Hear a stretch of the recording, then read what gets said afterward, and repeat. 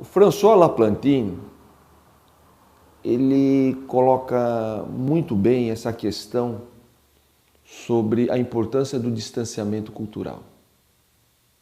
Não só ele, hoje eu acho que é um ponto importante, me recordo também Julian, no seu último livro, falando a respeito. Mas Laplantine ele pontou algo que me marcou muito quando ele fala da miopia cultural. Porque numa reflexão, eu acho que todos nós podemos concordar com isso,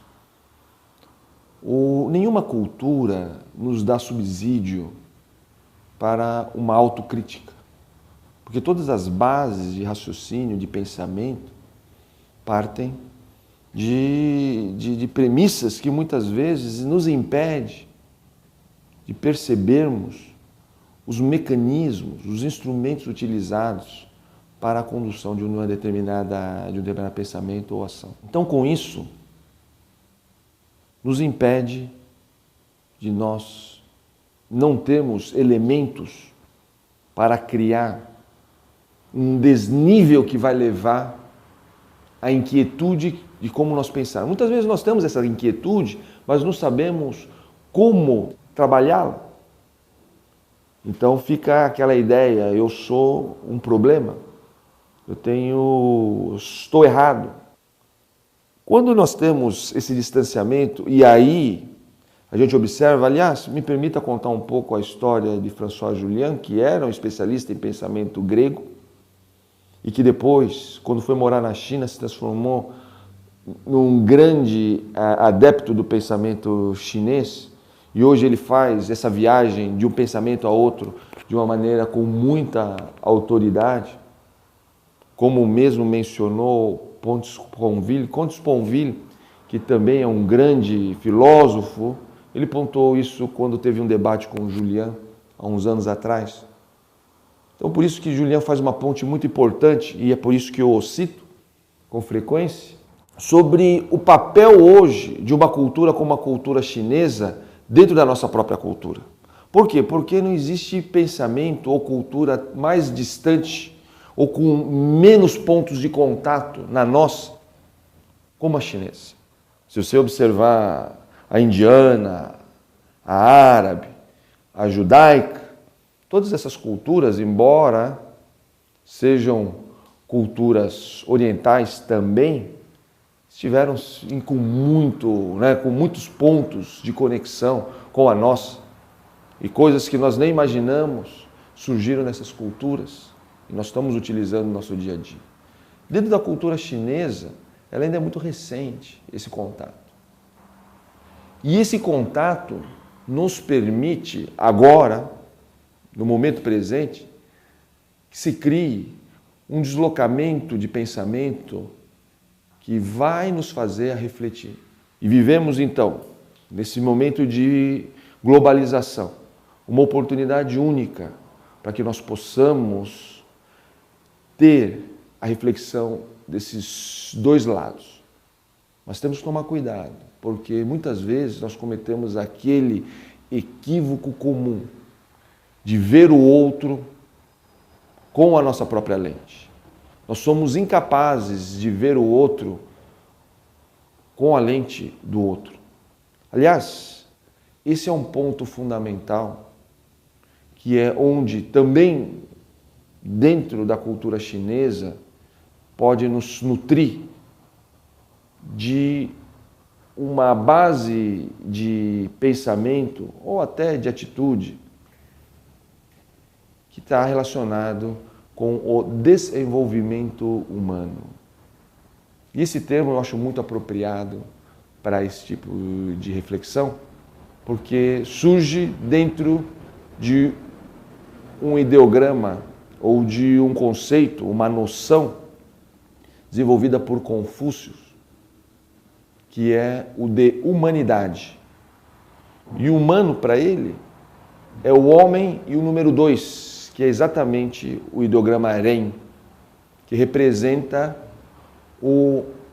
a humanidade, ou seja, são duas pessoas, eu e o outro.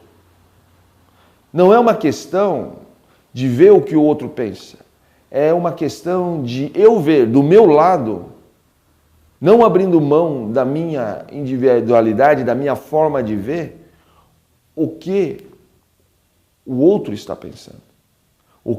Como que o outro está vendo, a perspectiva do outro.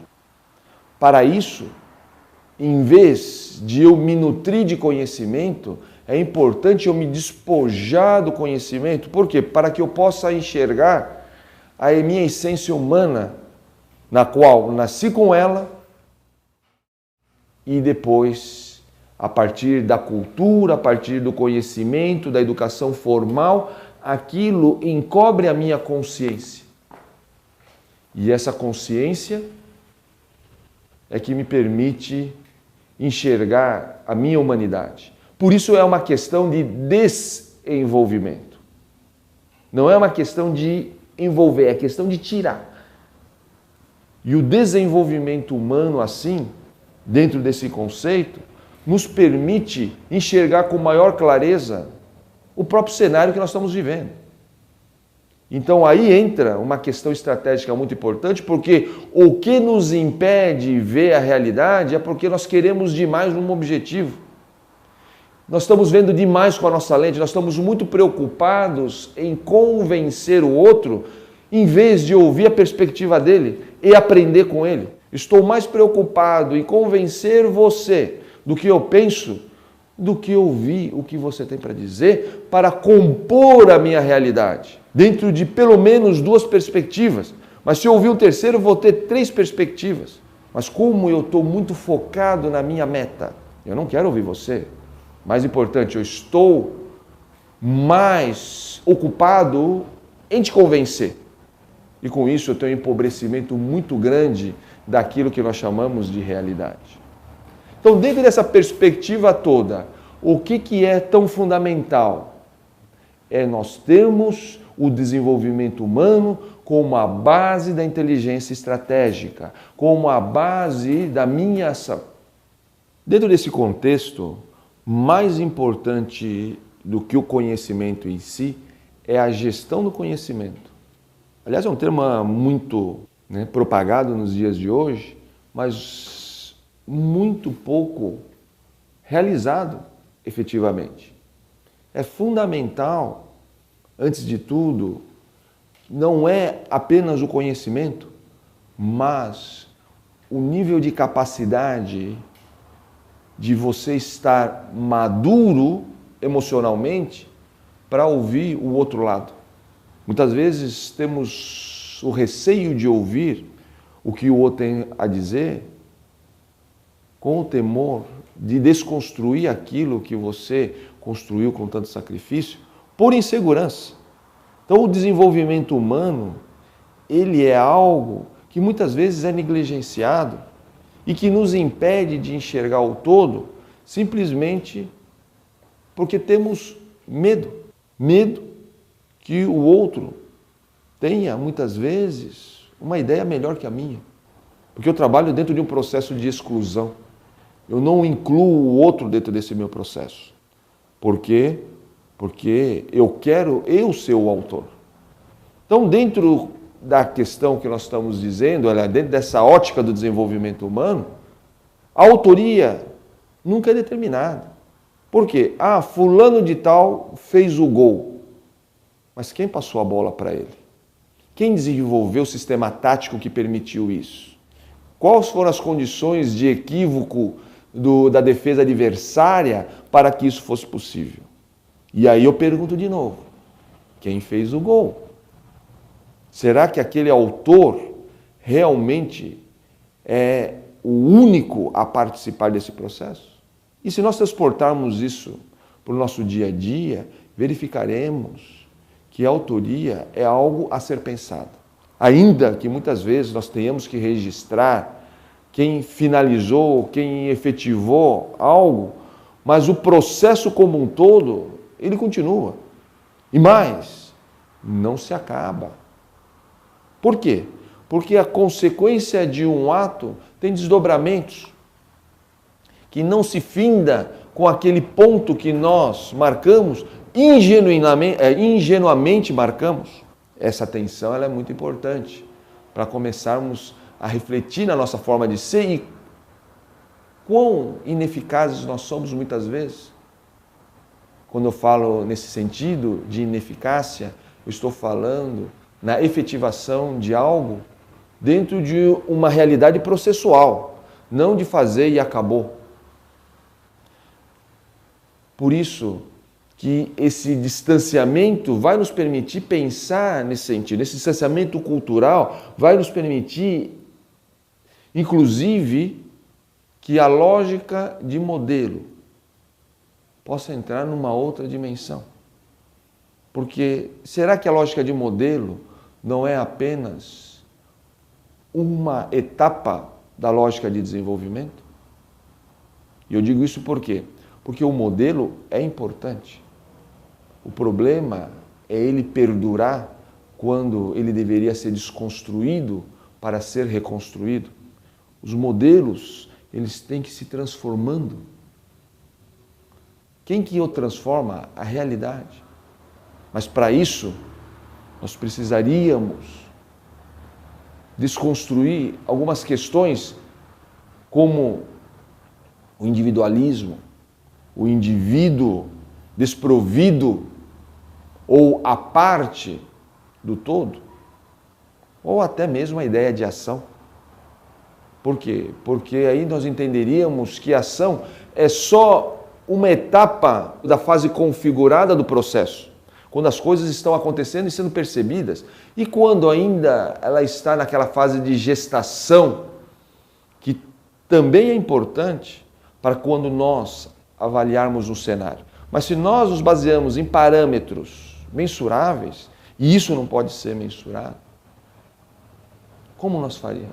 Quando nós agimos em cima de resultados, a que custo esse resultado foi alcançado? Será que ele vai ser sustentado no mês seguinte? Ou no trimestre seguinte? Será que as condições são as mesmas? Então a nossa incapacidade de avaliar cenário é que nos impede de nós fazermos uma reflexão sobre o que será nosso futuro. Porque nós somos incapazes de ver o presente com clareza. E é muito curioso porque se nós observarmos as previsões, inclusive nos filmes, de como seria o futuro, a gente observa que existe uma discrepância muito grande. Poucos futuristas conseguem enxergar ou conseguiram acertar como que seria o futuro. Num determinado ângulo, sim, outro não.